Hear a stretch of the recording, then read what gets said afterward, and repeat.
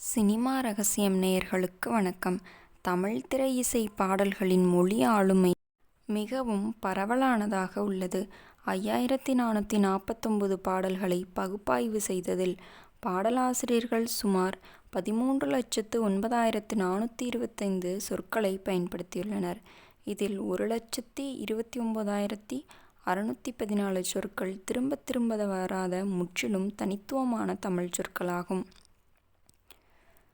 திரைப்படங்களில் ஆழமான கவிதைத்துவமான சொற்களை அதிகம் பயன்படுத்தி கொண்டிருக்கும் நாம் நினைப்பதுண்டு.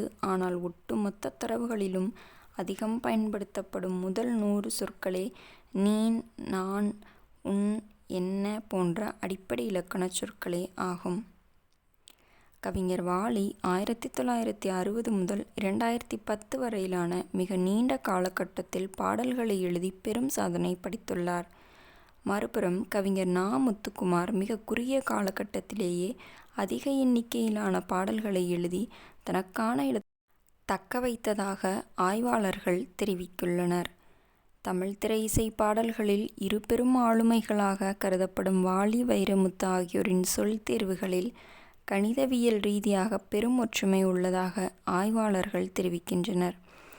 TF-IDF எனும் ஒப்பீட்டுத் துறையில் அளவிடும்போது இவர்களது பாடல்களில் ஒற்றுமை 1.0க்கு என்ற அளவு இருந்துள்ளது. அதாவது கவிஞர் வாலியின் பாடல்களில் உள்ள சொல் தேர்வுகள் பிடித்திருந்தால் வைரமுத்துவின் எழுத்துக்களையும் விரும்புவதற்கு அதிக வாய்ப்புள்ளது.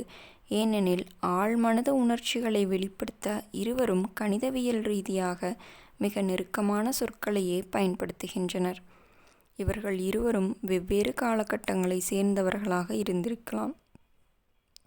ஆனால் இவர்கள் பயன்படுத்திய சொற்கள் ஒன்றுக்கொன்று மிக நெருக்கமானவையாக இருந்துள்ளது.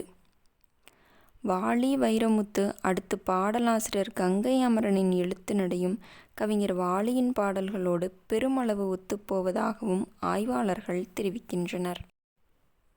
60களில் இலக்கியச் செறிவும் கவிதைத்துவமான சொல் தேர்வுகளும் கொண்ட பாடல்கள் அதிகம் இருந்ததாகவும் சமகாலங்களில் பேச்சு வழக்கை கொண்ட பாடல்கள் செல்வாக்கு செலுத்தி வருவதாகவும் தமிழ் திரை இசை பாடல்கள் காலந்தோறும் பல பரிணாம வளர்ச்சியை கண்டு வருவதாகவும் ஆய்வாளர்கள் தெரிவிக்கின்றனர்.